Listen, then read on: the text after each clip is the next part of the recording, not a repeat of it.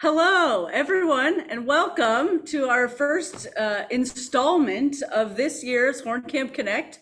You might notice, if you've been here before, if you're an old favorite or a young favorite, that this Horn Camp Connect looks different than in years past. There are two of us here and in comfortable chairs with this beautiful, elegant glass table, and I hope it's giving you a great vibe to start your morning.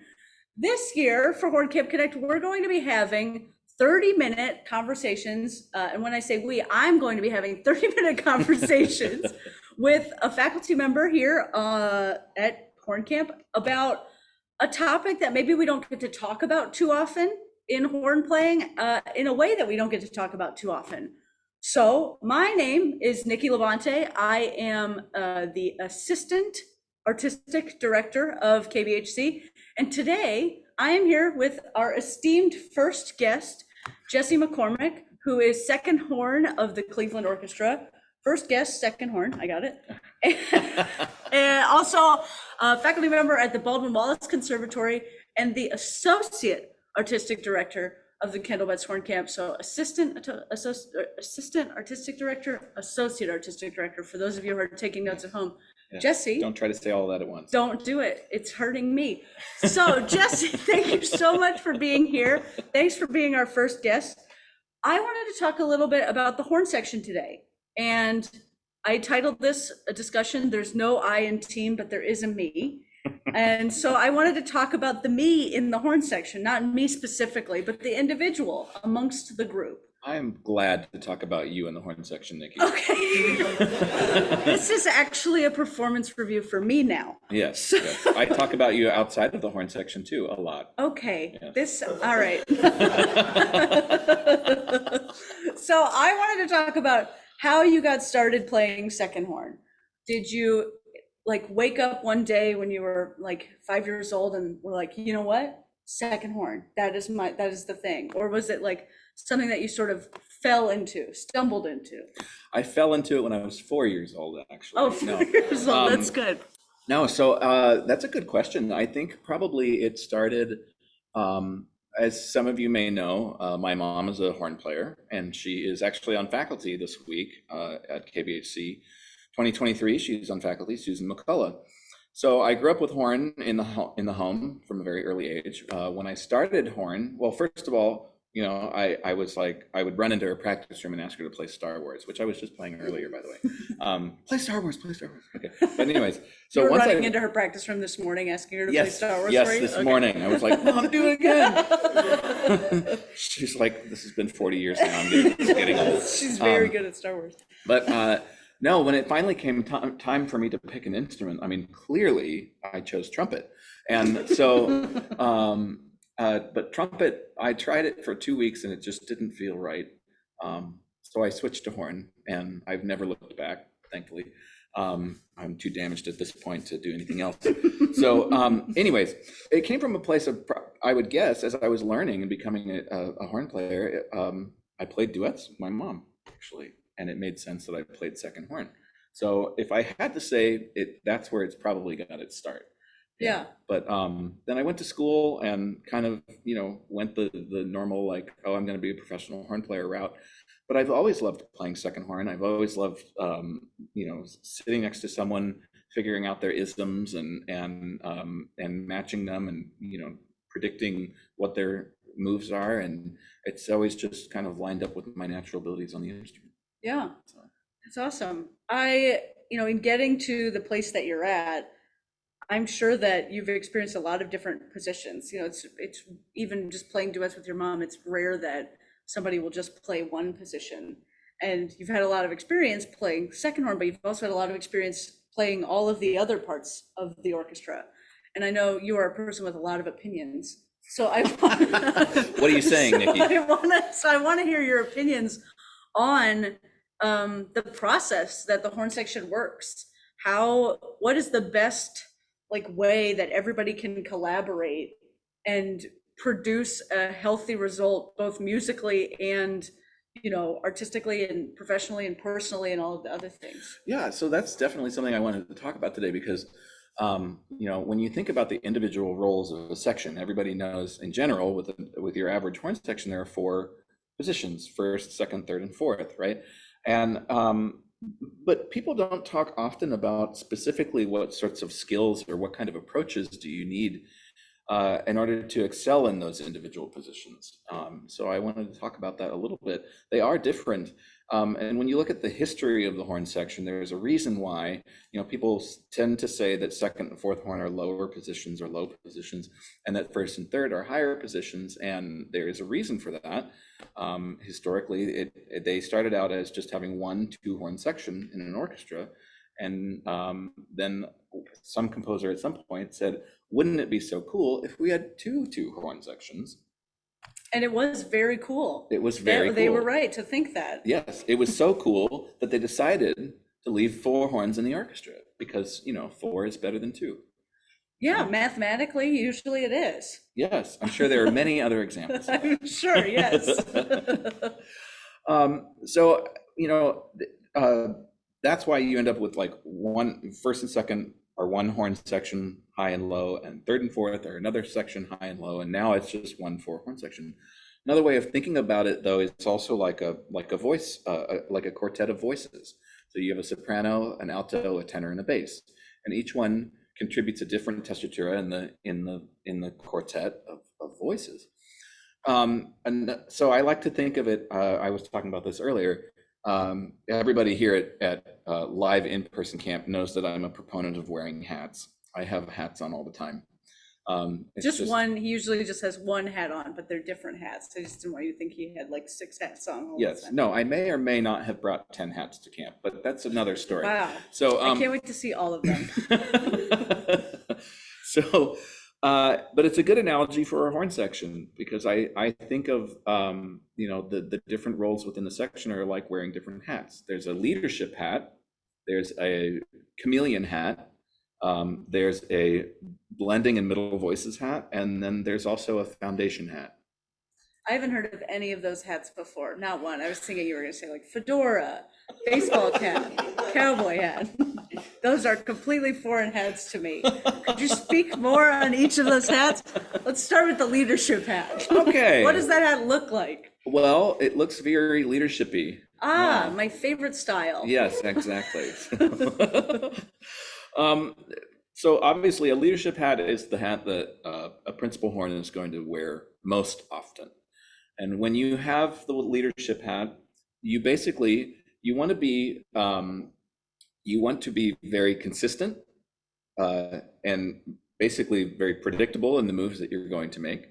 And I'm simplifying this when I say that a principal horn wants to ask the question quite often of, can I be heard and am I clear? That's the leadership hat. I like it. Thank you. Consistent. It doesn't matter if you're consistently bad, just consistent. As long as me as the second horn or someone in the section can read you and understand what your isms are. That's it. Yes. Just consistent. That's am right. Am I being clear and can I be heard? Correct. And what if you're playing principal horn and you feel that the answer to one of those questions is no?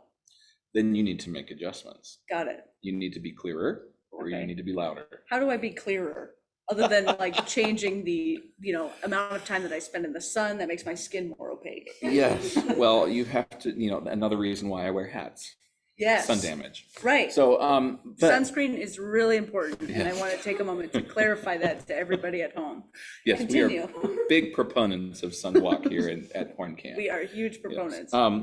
So it's a way of thinking in the practice room, of being a good leader is working on your consistencies and understanding, specifically, maybe even recording yourself and saying, am I clear on the way that I do this? Do I approach it the same every time? It doesn't have to be exactly the same, but at least within a range. I mean, you want, in a rehearsal, if all week, every time you get to rehearsal 38, if the first time the principal plays it mezzo piano and the second time they play it forte, and then the third time they play it mezzo forte, you're kind of left wondering, well, which dynamic is it going to be in the concert? So these are really things to think about if you're going to be wearing the leadership hat. Why I talk about it in terms of hats is because each role within the section will wear a different hat at times. It's just they share different percentages of it. So a principal horn, while they are 80% of the time a leadership hat, there are times where they have to wear the blending hat or the foundation hat, especially if they're playing with the wind section, and they're playing solos with the winds, and they might not be the primary voice. They're the only horn playing, but they might not be the primary voice. Likewise, with like a second horn player, they predominantly wear the chameleon hat. They have to blend, they have to match, they have to almost have ESP. They have to have like predictive qualities of understanding. Again, if a first horn player is readable and predictable, then you can understand what their small moves mean, and you can understand where they're going to go, right? But there are times where a second horn player needs to wear the leadership hat because there are little solos here or there, or they also have lines with the winds. Or there are times where they have to wear the foundation hat because they're just laying down a nice bass note that the rest of the section needs to hear and feel. And so that's one thing that I always heard, where I said that a principal horn is concerned about, am I clear and can I be heard? A fourth horn, I once heard someone say that a good fourth horn player is not heard, they're felt.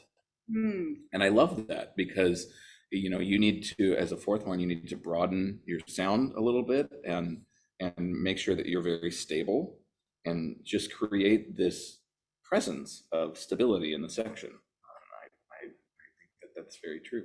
Yeah. You mentioned, I want to talk about the chameleon hat and this foundation hat that we're talking about. When you talk about ESP, does that mean like you could tell me what I'm thinking of right now? I'm thinking of a number. Well, no, you're not. Oh, I was actually. It was the number 2. It was the number 2 for second horn. I really tried to make it easy for you. So I'm not sure that your comment about ESP is very valid. However, well, clearly you weren't being very predictable or consistent. So. Okay. Well, that's been our time. So thank you. So I do want to talk about, you talk about blending and you talk about matching. And I think we talk about that a lot, but I want to talk specifically on what you think are the details of that. How do I blend my sound, right? Everybody has an individual sound concept. So how do I sound like you? If I wanted to do that, which I want to be clear that I don't. Yeah, well, this is perfectly okay because you wouldn't be able to anyways. Okay. But, yikes. Good morning, everybody. So when I think about being the horn player who's attempting to blend, I actually think of it like a soundboard.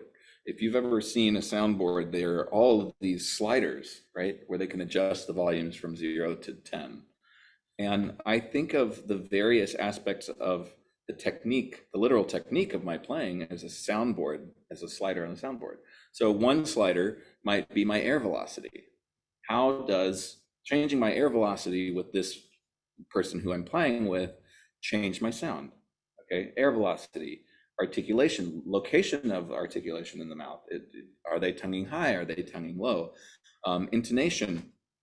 Do they have their main tuning slide pulled out further, but they blow their notes sharp? Or do they have their tuning slide pushed all the way in, but they blow flat? Making subtle changes like that. Even like the shape of your tongue. I was playing duets the other day with one of our studio audience members today, and I noticed, just in order to match that person's individual sound, I had to think about the sides of my tongue, and I raised the sides of my tongue and curled a little bit, and for whatever reason, that really worked to match that person's sound. So if you want to think of like 10 to 12 different individual sliders on the soundboard, and label them accordingly with things that you can change. You can change your hand position. You can play on or off the leg. You can change the size of your aperture, a large aperture or small aperture. You can change the size of your air column. Yeah, all of these sorts of things. Tell you what, I haven't thought about the sides of my tongue in at least 6 months. So I feel really good about refreshing that. That's so, as second horn, you're adjusting all of those slides. The difference in fourth horn is like, are you adjusting those as much, or are you just kind of laying it down and being assertive about the notes that you have? So in all of the other 3 positions that are not the leadership hat, you're you're having to think about these sorts of things because you're blending in a section. And of course, a first horn is thinking about it as well, because ultimately you want a group of 4 horn players that are all cohesive. But I would say second horn has to think of the sliders the most, probably, because they are the first horn's swim buddy. But yes, fourth horn has to do it too, because they're the third horn's swim buddy. So that's where I started getting into percentages of who does what. Sure. So yeah. For the foundation, when you talk about being felt and not heard, can you, like, what sliders would you adjust to do that? So for me on fourth horn, that's a sound adjustment, where maybe as a first horn player, I want more of a direct sound that has a lot of resonance in it and is going to carry a lot. When I'm playing first horn, again, it's like, can I be heard? Can everybody hear me? The spotlight is on me. No, I'm just kidding. It's not quite that bad. You must feel very natural in that role. Yes, exactly. But no, you want to, when you're playing first horn, you want to think, is my sound getting out to the last row of the concert hall? Can I be heard? Right. A fourth horn is like, so you're changing the sliders on your soundboard to get your sound to project in that way. A fourth horn wants to think, can I be felt? So I'm going to probably slow down my air a little bit. I'm going to go for more of a wider open tone. Like a slower, wider air, and a broader sound and deeper resonant, right? So when you think about a deeper resonance, think of like opening the throat, dropping the tongue. That's sort of an approach for fourth horn. Awesome, great. Yeah. Now let's talk about the elephant in the room. No offense to the third horn players out there, but that's the only one we haven't talked about yet. That's the only one we haven't talked about yet. I know, I was just thinking we should get to it. So third horn players, I often hear from a lot of horn players that they enjoy playing third horn the most. And it's because it's, like I said before, it's a higher position in the section, right? Which is a comfort zone for a lot of horn players, but they don't have to worry about any of the first horn solo stress. So they get to play a high horn part and it's really fun, but they don't have to worry about that stress. So they also wear multiple hats. They wear the leadership hat for solos. They wear the chameleon and blending hat. A lot of times third horn is filling in the middle voice in a lot of chords, especially if you look at like horn trio writing in the Beethoven Eroica third movement horn trio. You have your first primary voice, can I be heard? You've got your more acrobatic second bass voice, they're the foundation. And then you have third horn filling out the chords and just adding that body and blend into the section. And they do that a lot. Yeah. So what, as a third horn, the difference, like you have less of that solo stress, but how am I, as a third horn player, how am I supposed to blend with the first horn while also being supportive? I think that's the thing that people will tend to struggle with. I want to be helpful in the loud sections or in any section. I want to, match the first horn and make them feel supported. But when you're playing in that same range, I feel sometimes that it's easy to try to it feels almost like you're trying to overtake the first horn. Yeah, that is definitely something to be aware of. It's a mix of things. You have to be able to wear a little bit of the leadership hat and the chameleon hat. So you have to be able to hear the principal's sound and the way that they are approaching their phrases, the velocity of the air, and making analyzations like you do as a second horn player. But then you also have to be like, okay, I have to put a leadership quality to that. So I have to be right there with them. So one technique that a lot of horn players will use is to play, if the first horn player is playing a phrase at, let's call it 100%, maybe a third or a second horn player will play it at 95%. So just right underneath. What that helps you do is it helps you still hear them and everything that they're doing, and you can still hear yourself and make the adjustments, the at the moment adjustments that you need to. Awesome. So, and then that, second horn has to do that too. There are a lot of times where I'm unison with the first horn, so that's how I approach that. but it's important for a third horn to really be able to get into the sound of a first horn and be able to lead the section together in that sense. Definitely. So we've talked about, the 1, 2, 3, 4, and that is your typical horn section. But in orchestral horn section, for a full-time or even part-time orchestra, you also have assistant or associate. Can you talk just like a little bit about those and what the difference is and maybe which hats they're putting on most often? Yeah, absolutely. So in an orchestra like the Cleveland Orchestra and in our peers, we all have 6 horn sections. So we have the typical first through fourth. And then we have an associate principal and an assistant or utility player. So they serve the section. The associate player will take the role of principal horn in an orchestra and basically split the duties of playing principal horn in the orchestra. So let's say that we've got a program of, the Marriage of Figaro Overture, Tchaikovsky Piano Concerto, and then Tchaik 5 on the second half. That sounds great. When's that concert? Oh, you didn't get the memo? You're playing it next week. Oh, awesome. Yeah, great. Really looking forward Love to it. That. Yeah. All the parts. All the parts. Yes. Okay. So a principal horn, considering that Tchaik 5 is on the second half, they might not want to play the whole program. That's going to be taxing. They're worried about the solo. So they will, the associate player will come in and they will play the first half. They'll play the overture and the concerto. And then they go home at break, and the principal horn has been diligently warming up downstairs and panicking a little. Will now come out and play Tchaikovsky 5. So that they work in tandem throughout the season, balancing who does what and splitting those roles. The utility and assistant player will assist the principal horn on the second half in that Tchaikovsky symphony. If they don't necessarily want to play all the notes, right? I have this big solo coming up. Can you please take these measures? It would really help me out. But also if we have large section tutis, like in Shostakovich 5, when we play that long, low horn tutti, it's really great to have 5 horn players play that instead of 4. You wouldn't think it makes a big difference, but you're adding 25% more volume and voice to a full horn section, and it makes a big difference for all of us. When the utility player is not being used to assist the principal horn, they can also rotate into the section. They can provide relief to players, and they can also, if the third horn player takes the week off, our assistant utility player will move and fill in that position for the week, and we'll hire an extra sub player to play the orchestra.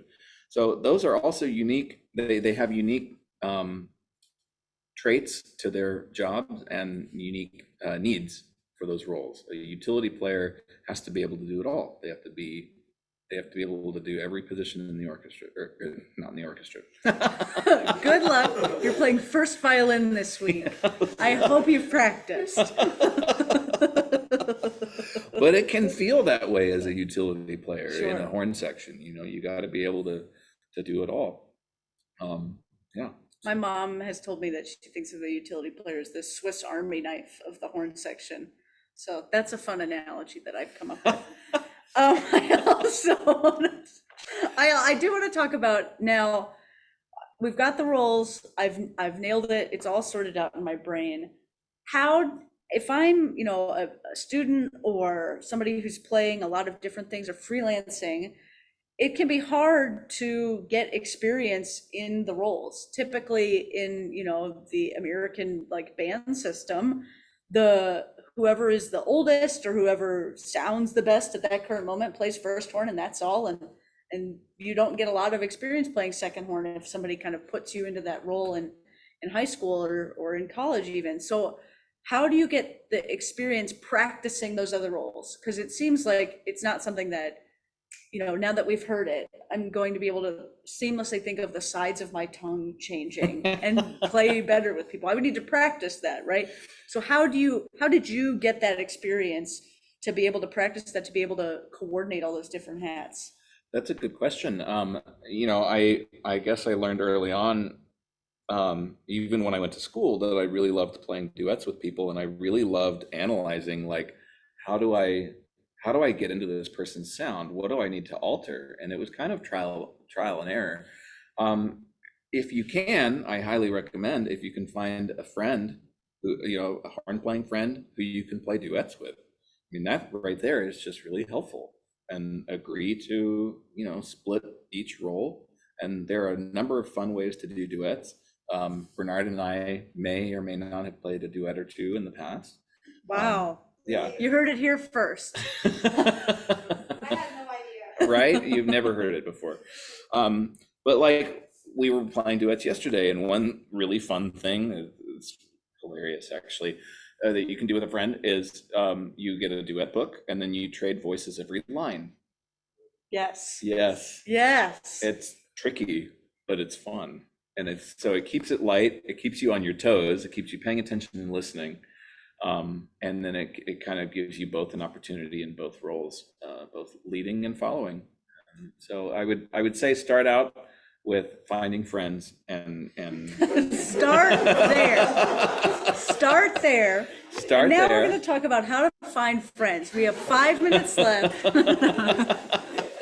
Be yourself, but not that much yourself.